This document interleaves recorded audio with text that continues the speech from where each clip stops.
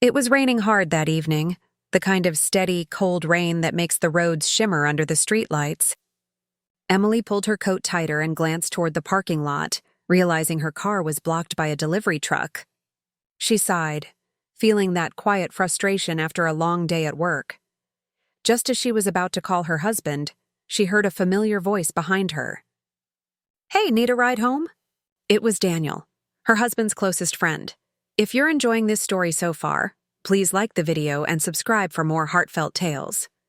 Emily hesitated. Daniel had always been polite, kind even, but there was something about his sudden appearance that caught her off guard. Still, the rain was pouring, and the thought of standing there any longer didn't help. She smiled nervously. "That would be great. Thanks." Daniel's car was warm and quiet, the steady beat of the rain on the roof filling the silence. They talked about small things at first: work, the weather, how her husband, Mark, had been lately. Emily noticed how Daniel avoided eye contact whenever he mentioned Mark's name.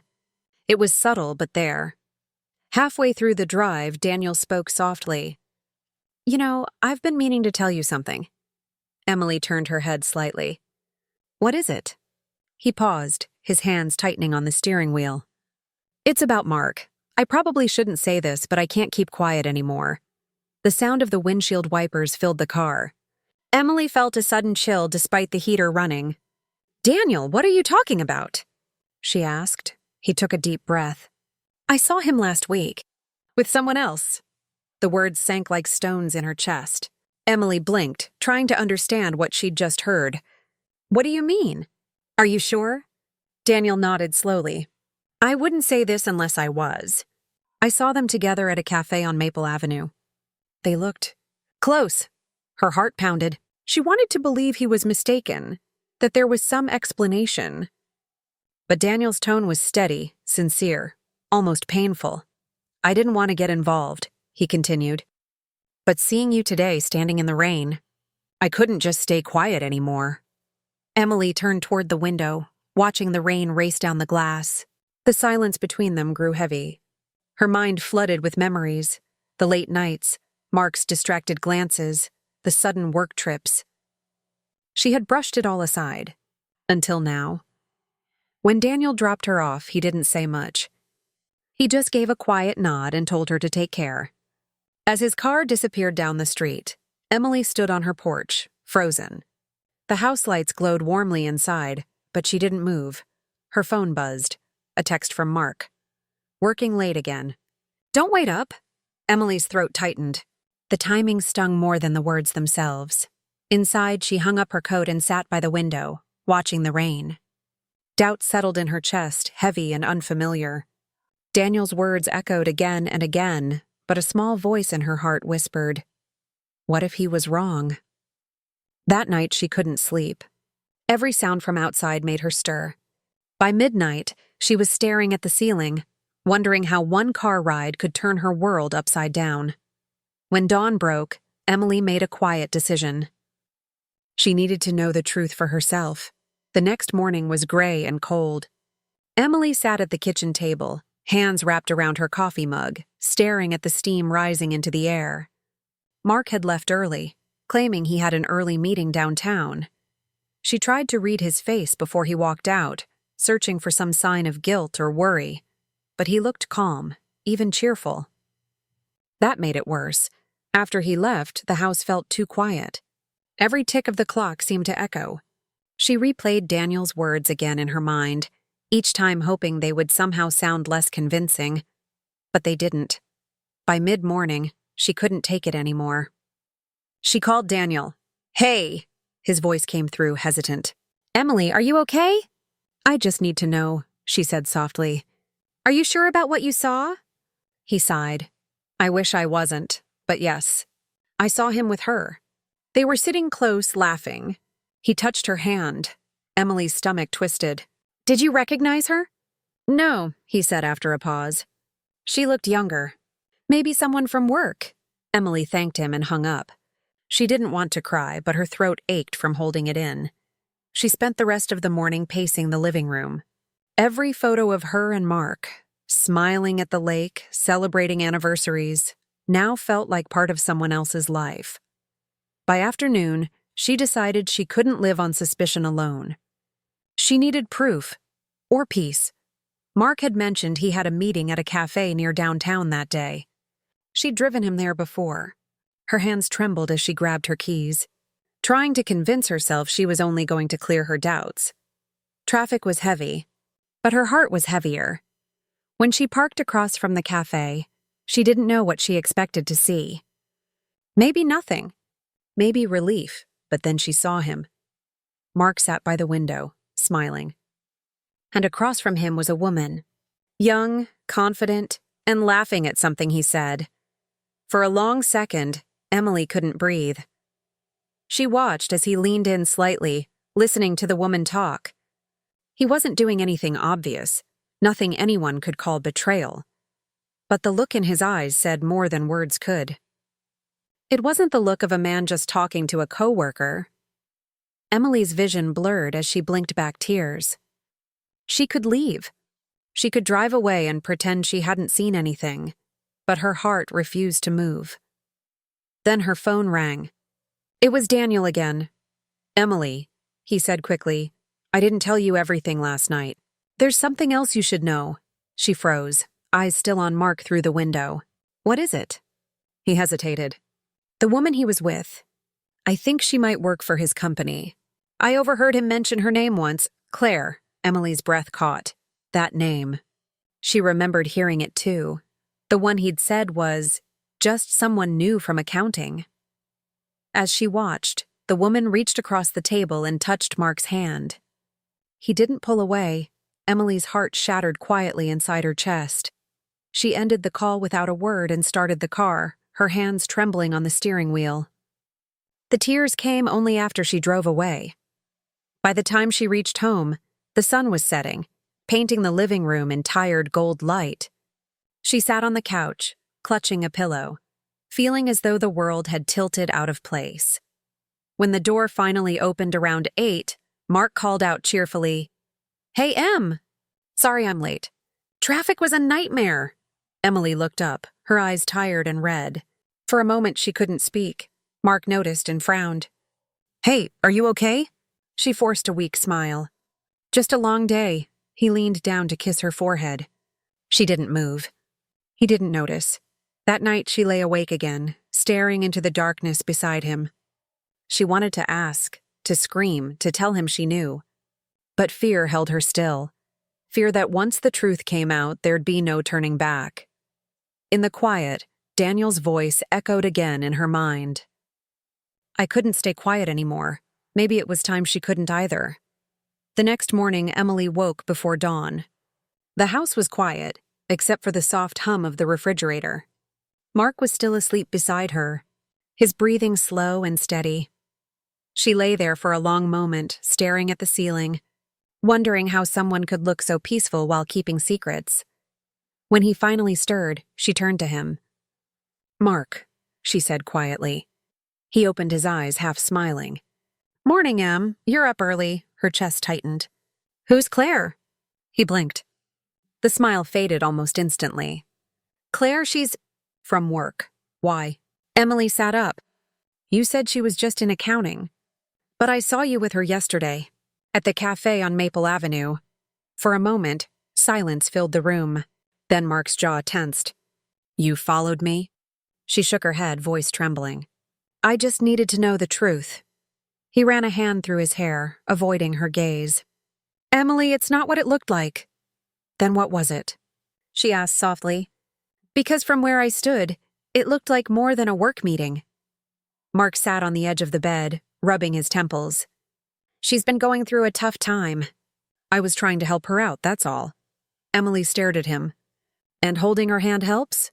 He didn't answer. That silence spoke louder than anything else. She turned away, blinking fast to keep the tears from falling. "You could have just told me," she whispered. Mark stood abruptly. "I didn't do anything wrong, Emily. You're overreacting." The words cut deeper than he knew. She rose from the bed slowly, her voice calm but shaking. "Overreacting? You lied to me. And then you let me think everything was fine." He sighed heavily, shoulders slumping. I'm sorry, okay? Maybe I got too close. But I swear it wasn't what you think. Emily didn't reply. She walked to the window, arms folded tightly across her chest. Outside, the rain had started again. Soft, steady, relentless. Mark moved toward her, but she took a small step back. That space between them said everything. After a long pause, he said quietly, I'll sleep on the couch tonight. She didn't argue. When the door closed behind him, she finally let the tears fall. Later that evening, Daniel called again. Did you talk to him? He asked. Yes, she said faintly. He denied it. Daniel hesitated before saying, He's lying, Emily. I know what I saw. Something in his tone made her pause. Why do you care so much? There was a long silence on the other end. When he finally spoke, his voice was softer. Because you don't deserve to be treated like that. Her heart skipped a beat. The warmth in his voice caught her off guard. Daniel? I'm sorry, he said quickly. I shouldn't have said that. I hate seeing you hurt. Emily didn't know what to say. For weeks, Daniel had been kind, supportive, always there when Mark wasn't. Now she saw the truth behind his concern, or at least part of it. That night, she found herself thinking about him more than she wanted to admit. About the way he looked at her, how his voice softened when he spoke her name, but she pushed the thought away. She was married. No matter how broken things felt, that still mattered. The next morning, Mark left early again, saying he had another meeting. Emily didn't ask where. She simply nodded. An hour later, Daniel stopped by. I was in the neighborhood, he said awkwardly, holding a cup of coffee for her. Thought you could use this, she smiled weakly, taking it. You didn't have to. I wanted to, he said. They sat in silence for a while, the air thick with everything unspoken. Then Daniel looked at her and said, You know, sometimes the truth hurts, but it also frees you. Emily met his eyes. I just wish I knew which part of my life is still true. Before Daniel could answer, a car pulled up outside. Mark's car. He wasn't supposed to be home yet. Emily's heart pounded as she turned toward the door. Mark's car door slammed shut outside, and the sound made Emily's heart jump. Daniel stood still in the living room, coffee cup in hand, eyes darting toward the window. Maybe I should go, he said quietly. Emily nodded. But before he could move, the front door opened. Mark stepped in, his hair damp from the drizzle, his expression surprised. Daniel, what are you doing here? Daniel cleared his throat. I was just dropping something off for Emily. Mark's eyes narrowed slightly. At 9 a.m? Emily spoke quickly. It's nothing, Mark. He just brought me coffee. Mark's gaze lingered on Daniel, suspicion flickering in his eyes. That's thoughtful, he said, the tone colder than his words. Daniel gave a polite nod. I'll get going. As he walked past, Mark muttered, Yeah, maybe that's a good idea. The tension in the room thickened as the door clicked shut behind Daniel. Emily turned to Mark, her voice sharp. Was that really necessary? Mark shrugged. I just find it odd that my friend shows up at our house first thing in the morning when I'm not here. He was trying to be kind, she said. Something you haven't been lately. Mark's face hardened. Oh, so now I'm the bad guy because I tried to help someone at work? Emily's voice trembled. You lied, Mark. You looked me in the eye and lied. He took a step closer. Because I knew you'd twist it. Claire and I... He stopped himself, running a hand through his hair. It wasn't an affair, Emily. She's going through a rough divorce and she needed someone to talk to. Emily searched his face, desperate to believe him. Then why didn't you tell me? Because you've been distant for months, he snapped. I didn't want another fight. His words struck her like a slap. Distant? You've been gone most nights, Mark. I've been sitting here wondering if you still cared. For a moment, he didn't answer. Then he whispered, I do care. But everything between us feels different lately. Silence fell. The kind that hurts more than shouting ever could. Emily turned away, her throat tight. I don't even know who we are anymore. Mark sighed, the fight draining out of him. Maybe we both need time to think. He grabbed his jacket and keys again. I'll stay with my brother for a few days. The door closed behind him, leaving Emily in a house that suddenly felt too big, too quiet, too empty. Hours passed. The rain stopped and sunlight spilled across the living room floor, but it didn't reach her heart. By evening, her phone buzzed. A message from Daniel. "Are you okay?" She stared at it for a long moment before replying, "I don't know." He called a few minutes later. "Do you want some company?" he asked softly. Emily hesitated, her heart pulling in two directions, loyalty and comfort. "I don't think that's a good idea," she said. "I understand," Daniel replied. "But just know, I'm here if you need someone to talk to." After they hung up, Emily sat by the window again. The same window she'd watched the rain through 2 nights before. But tonight, the world outside looked still, almost waiting. She thought about her marriage, the laughter, the warmth, the quiet fading of it all. And she thought about Daniel, the honesty in his voice, the way he looked at her as if he saw her pain even when she hid it. A part of her wanted to believe Mark, to think things could be fixed. Another part knew something had already shifted. That night, Emily found an envelope on the hallway table, one she hadn't noticed before. It was from Mark. Her hands trembled as she opened it. Inside was a short note, written in his familiar handwriting. "I'm sorry for how things have been. I never meant to hurt you. Maybe I can explain everything soon. But there's something you should know first. No signature. Just that line hanging in the air like a warning." Emily read it again and again, confusion rising in her chest. Something you should know first? What could that mean?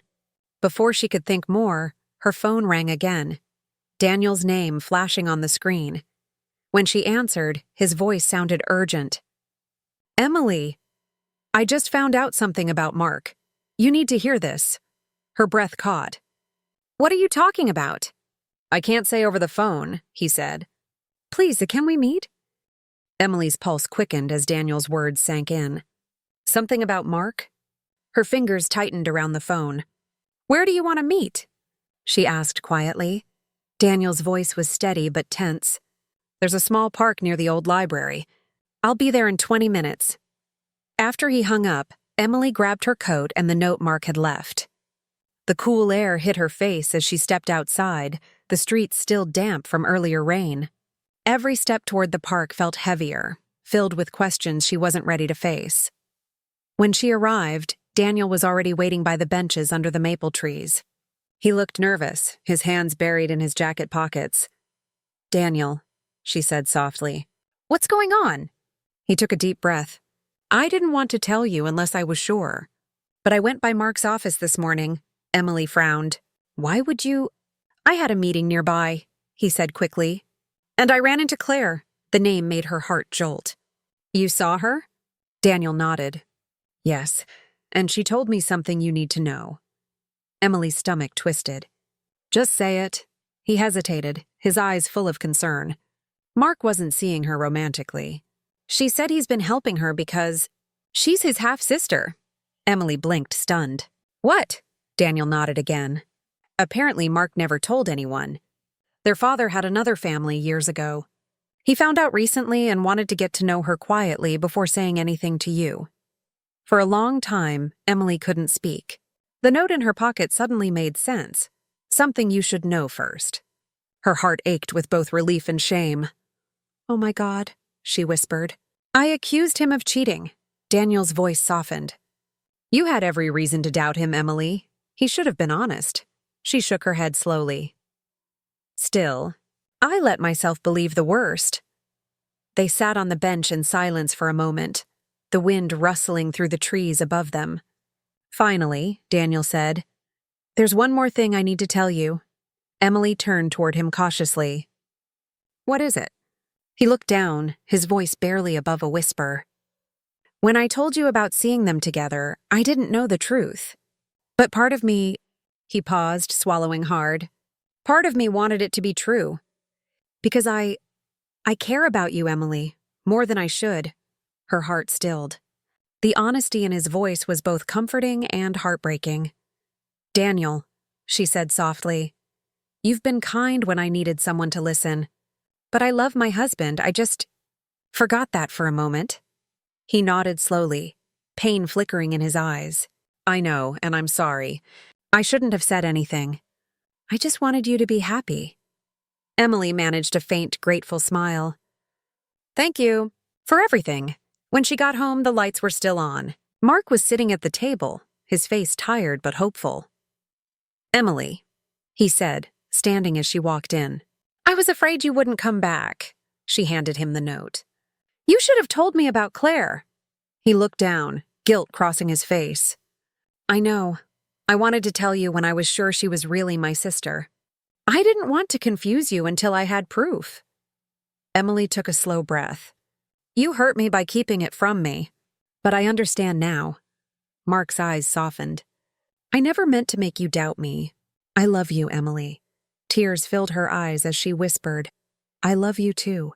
I just forgot how much that mattered." He stepped closer, hesitated, then wrapped his arms around her. For the first time in weeks, she let herself lean in. Outside, the rain started again, tapping gently against the windows, not cold this time, but calm. A new beginning. Later that night, when Emily lay in bed beside Mark, she thought about everything that had happened. The fear, the doubt, the truth. And how one small misunderstanding nearly tore them apart. She realized something then. Sometimes, the hardest battles in love aren't against each other, but against the silence that grows when we stop talking. As she closed her eyes, she whispered softly into the dark. No more silence. The storm had passed, and for the first time in a long while, peace returned to her heart.